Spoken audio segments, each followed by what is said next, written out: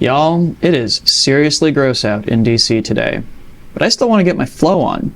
So, this actually might be a good opportunity for me to talk about how we can get our flow on in smaller indoor spaces during the colder months. Drex here from Drex Factor Poi, sharing with you the love of poi spinning and flow arts to benefit your body and brain, and today, we're going to be exploring how we can keep those bodies and brains working during the colder months, even and especially if you don't have a lot of space to work in. But before we do that, I just want to give a quick shout out to the friends of the channel. Big thanks to Dark Monk, Fire Mecca, Flow Fests, Flow Toys, Juggling Calling, Pyroterra Light Toys, and Ultrapoi for helping to make the videos on this channel possible. You can learn more about all of these amazing companies and the work that they're doing to support flow artists like yourself by checking out the links that I have down in the description of this video. And special thanks to the non-business friends of the channel, Lain Mochinsky and Pekha Pekkonen. Thank you so very much for supporting my channel, my work, and my mission. So I've already talked a bit about bundling up during the colder months to go out and flow, but there are just going to be some times when the weather's not cooperating. Maybe there's a lot of precipitation, maybe it's super windy, what have you. And in those cases, we kind of have to make do with the spaces that we have access to. So I want to share with you all 5 of my best tips for making your flow work in indoor spaces, no matter how big or small, during the colder months. Groovy. So I'm going to set up my camera on a tripod so you can see me work. All right, so first and foremost, I feel like it's a little bit gloomy in here, so let me turn some lights on, see if we can fix that a little bit. Yeah. Sweet. Yeah, that helps a lot. Let me, cool.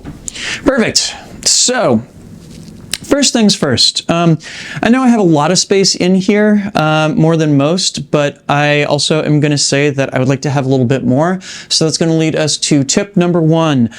Do what you can to clear out the clutter in your space. So anything that you might accidentally hit, move out of the way. Anything that might be a little bit delicate, maybe cover it up with something that's got a little bit of padding to it.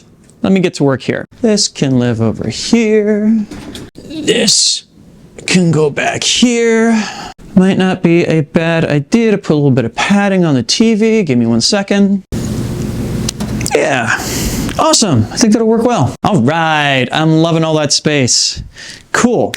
Now then, need to pick out a set of poi, so that takes us to tip number 2. So because when we spin indoors, there are a plethora of objects that might take some damage due to colliding with a set of poi that is heavier or harder, I'm going to make the choice to go ahead and spin with poi that are a little bit softer and a little bit lighter, both to preserve the environment as well as myself here. So I think that is going to point me towards starting off with a set of sock poi.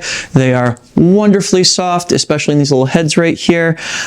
They give me a lot of options to work with, and even better, they show up well on camera. So you'll note I also made a choice right off the bat there. That takes us to tip number 3, and that is because we're dealing with a smaller space indoors, I usually shorten up my poi. I can do this by wrapping them around my hand once or wrapping them around the first 2 fingers. This just basically lets me work inside of a smaller space without having to significantly adjust the length of my arms in order to do so.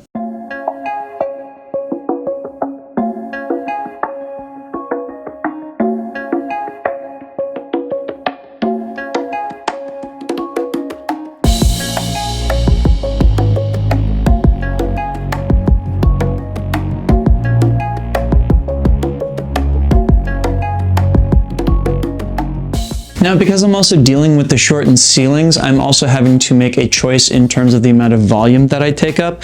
This takes us to tip number 4. That is, when indoors, it's probably best to switch to an orientation where you are having a little bit more give in your elbows.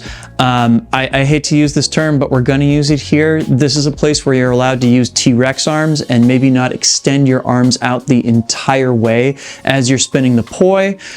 When you get back outside, you can go to full extension, and believe me, I invite you to do so. You know, I think because it's so gloomy, I'm feeling doing some LED poi today. I think I have my pod poi over here.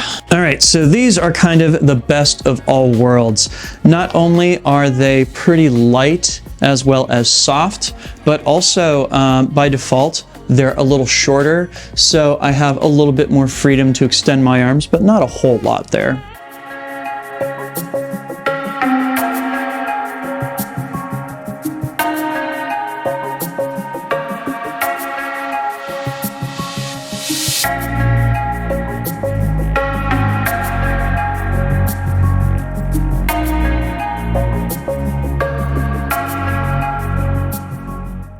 All right, so this will take us to tip number 5, which is that there are actually schools of spinning that are specifically geared to spinning in spaces that are a little bit smaller, that don't have as much ceiling or side clearance as you may like.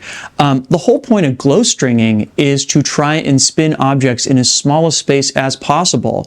So if you're not already, during the colder months might be a great opportunity to work on some of your glow stringing technique, to play around with those shotguns, with those wraps, with those spiral wraps, and seeing what comes out of that. Oh, you know what else is a great use for smaller spaces?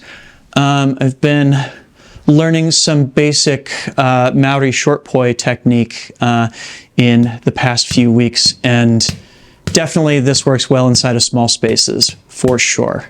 Expect to see several videos on this topic to drop in the coming months, by the way.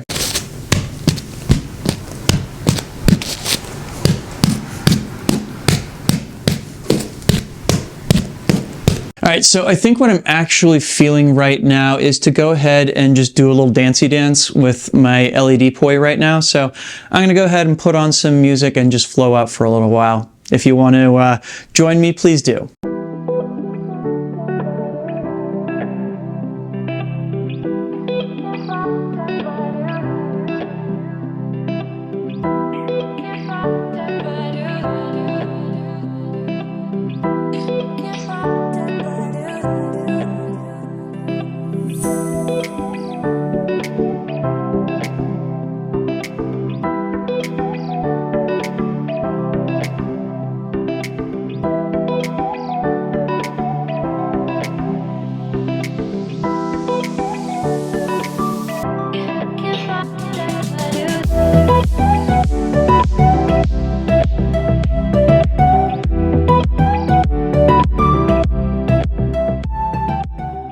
Well, cool. That felt really, really good. Thank you all for joining me for that journey. What are some of your tips for spinning indoors during the colder weather months? Leave me a comment and let me know.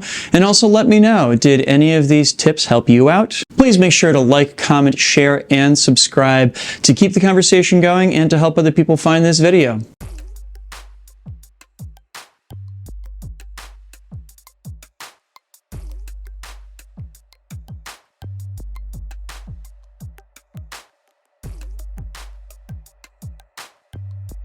This video would not be possible without the kind support of all of these lovely people right here. These are my Flow patrons over on Patreon, and they, along with the people listed down in the description, help to make this video and all the videos on this channel possible. Thank you one and all for your amazingly generous support. If you out there watching would like to support either me or the channel, there are 3 great ways that you can do that right now. Number 1, you can head on over to patreon.com/DirectFactorPoi and sign up. There you can get access to a whole host of awesome rewards, and even better, you'll be helping me out in my mission to bring poi spinning and flow arts to the whole wide world. Go check that out, please and thank you. Number 2, you can take one of my courses over at learn.drexfactor.com. I have beginner, intermediate, and advanced courses available over there that will take you through the basics as well as some of the stuff that goes beyond the basics and even advanced poi technique. Once again, go check that out over at learn.drexfactor.com. Finally, you can take one of my live stream classes. These have a focus on dance and relearning poi from the ground up. You can sign up for whichever is the current session or the next session coming up over at crowdcast.io/DrexFactor. Please note, all of those classes are recorded so you can watch them whenever you so choose. If you want to watch more videos where I talk about how we can spin during the colder months, I'm going to include a link to a playlist of those videos down in the description as well as up here on screen if you are watching on YouTube. Also, the YouTube algorithm thinks that you might like this top video here, so maybe give that a look as well. Thanks so much for watching. Make sure to flow today, whether it is inside or outside, and I will see you with a brand new video real soon. Take care and have a good one. Peace.